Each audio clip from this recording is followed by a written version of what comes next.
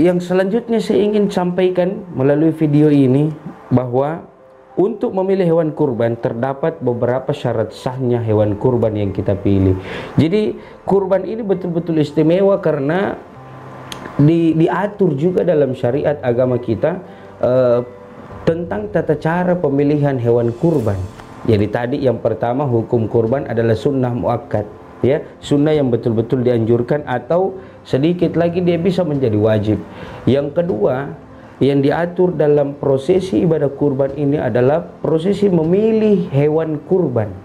Nah, adapun hewan kurban yang mesti kita pilih, ya, ini di dalam penjelasannya bahwa yang pertama itu domba. Domba yang digunakan untuk berkurban harus berumur lebih atau sama dengan usia 1 tahun sempurna. Jadi kalau misalnya kita beternak domba kita sudah berusia kurang lebih 1 tahun sempurna, dia utuh 1 tahun umurnya atau jalan ke 2 tahun umurnya, maka domba itu sudah layak atau masuk dalam aturan syariat agama kita untuk dikurbankan. Jadi yang pertama domba usianya 1 tahun atau lebih, berjalan ke 2 tahun. Yang kedua kambing dinyatakan sah dikurbankan apabila sudah berumur 2 tahun sempurna. Ya, kita misalnya pelihara ternak kambing. Tahun ini kita ternak. Usianya baru lahir tahun ini kita ternak, tahun depan dia sudah masuk 1 tahun. Maka belum bisa dikorbankan. Nanti di tahun berikutnya, jadi 2021, 2022, nanti di 2023 baru dia masuk syarat sahnya untuk dikorbankan. 2 tahun sempurna atau memasuki tahun yang ketiga. Jadi 2 tahun berjalan ke tahun yang ketiga itu boleh dikorbankan. Jadi syarat yang kedua adalah, hewan yang kedua adalah kambing. Umurnya 2 tahun atau berjalan ke 3 tahun itu masuk syarat sahnya dikurbankan. Yang ketiga, di mayoritas di Indonesia, wabil khusus di Makassar, Brocu, adalah sapi. Sapi ini syarat sahnya untuk dikurbankan adalah berumur 2 tahun sempurna. Jadi sama, 2 tahun sempurna dan memasuki tahun yang ketiga, maka itu boleh untuk dikurbankan. Maka ketika kita ingin mencari hewan kurban, entah domba, kambing, sapi, ya, terkhusus di Indonesia ini di Makassar, kambing, sapi, kambing 2 tahun, sapi 2 tahun, menuju ke 3 tahun itu boleh untuk kita kurbankan. Lalu yang selanjutnya yang saya ingin sampaikan adalah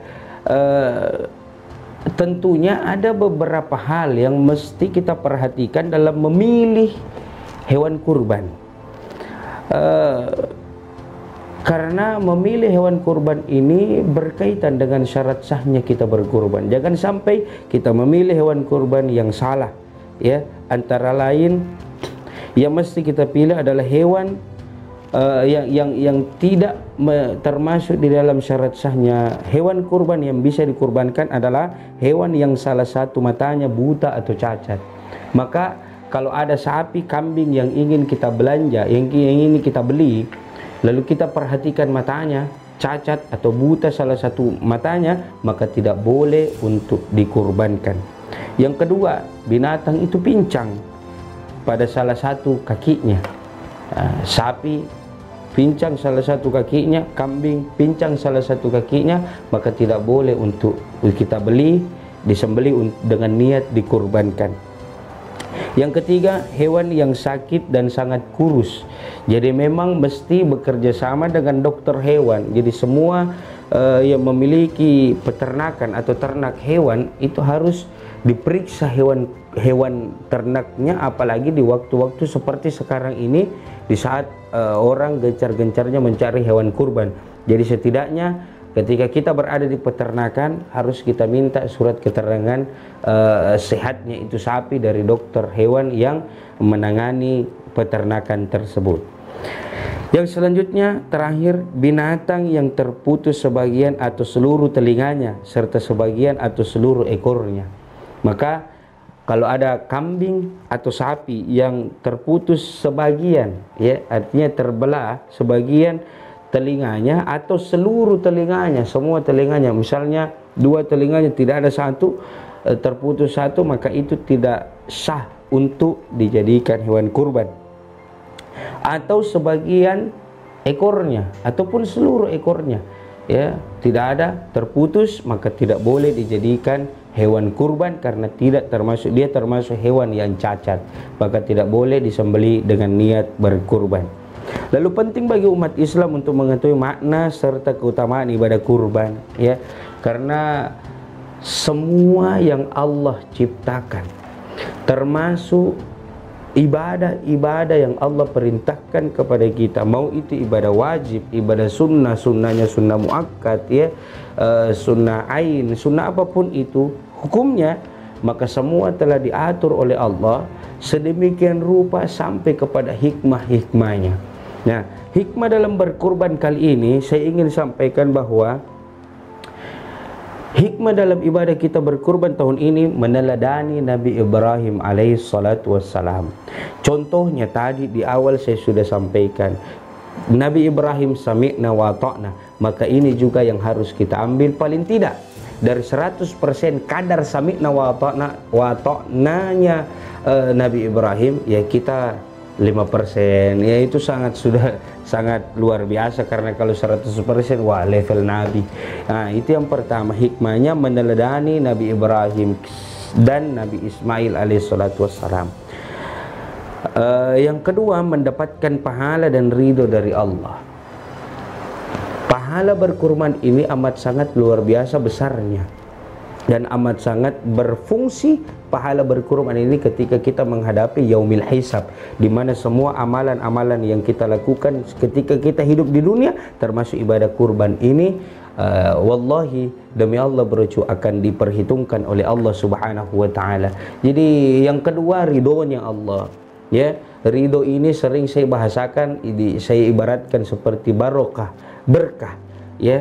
Raih keberkahan di dunia, raih keberkahan di dunia. Insya Allah ketika berkah yang kita dapatkan di dunia ini, ya, dengan usia yang Allah sudah tetapkan untuk kita, maka yakin dan percaya berkah dunia itu akan membawa kita kepada keberkahan akhirat nantinya di kehidupan yang kekal abadi selama-lamanya, sehingga berkah ini memasukkan kita ke dalam surganya Allah Subhanahu wa taala. Maka niatkan kurban di tahun ini sebagai niat untuk mengharap ridho barokah dari Allah Subhanahu wa taala. Lalu yang ketiga, hikmahnya adalah sebagai ibadah untuk mendekatkan diri kepada Allah. Nah, ini hikmah mendekatkan diri kepada Allah, ya. Kalau solat itu, ya, kita sudah lakukan, alhamdulillah. Puasa kita sudah lakukan, kita istiqomahkan. Zakat kita istiqomahkan, dan lain-lainnya ibadah yang lain yang wajib, maka ini ada ibadah penunjang untuk kita. Sunnah muakkad hukumnya, tapi menunjang ibadah kita sehingga bisa mendekatkan diri kita kepada Allah Subhanahu wa taala. Lalu hikmah selanjutnya, ibadah kurban adalah salah satu ibadah yang disukai oleh Allah. Maka raih cintanya Allah dengan berkurban, sebagaimana Nabi Ibrahim alaihissalatu wassalam meraih kasih sayangnya Allah, meraih cintanya Allah, sehingga derajat Nabi Ibrahim semakin dinaikkan menjadi kekasih Allah Subhanahu wa taala. Jadi kalau kita ingin dicintai, disayangi oleh Allah, maka lakukan ibadah-ibadah yang Allah cinta, lakukan ibadah-ibadah yang Allah suka. Insyaallah, saya yakin, hakul yakin, karena Allah dan Rasulnya, Allah akan mencintai kita, Allah akan suka terhadap kita. Ketika Allah cinta kepada kita, ketika Allah suka kepada kita, maka wallahi pintu neraka akan tertutup rapat-rapat, pintu surga akan terbuka lebar-lebar untuk kita lalui, sehingga kita bisa masuk ke dalamnya. Yang selanjutnya, dapat menyebar kebaikan dan manfaat untuk orang lain. Ya, ini hikmah yang amat sangat luar biasa, bahwa daging kurban itu kita bagi-bagikan kepada tetangga kita, ya, kepada orang-orang yang membutuhkan, tetangga kita yang mungkin bisa makan pagi tidak bisa makan siang, yang mungkin bisa makan siang tapi dia utang makan malam.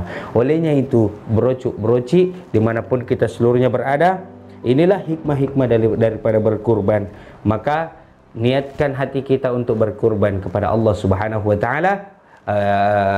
sediakan fasolli li rabbika wanhar, sediakan hewan kurban terbaik yang untuk kita persembahkan kepada Allah. Terakhir, saya ingin menyampaikan kepada kita semua bahwa ayo yang mau ikut berkurban bersama kami Muhammad Irsyad Abdullah Channel, silakan hubungi kontak yang ada di sini. Jamil sini, sini mau di sini mau ya. Ini yang fix, yang deal di sini nak. Jadi hubungi kontak yang ada di bawah ini.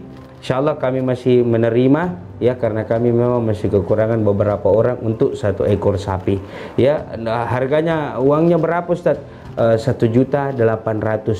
Insyaallah kami akan bagi, kami akan sembelih sesuai dengan tuntunan syariat agama Islam.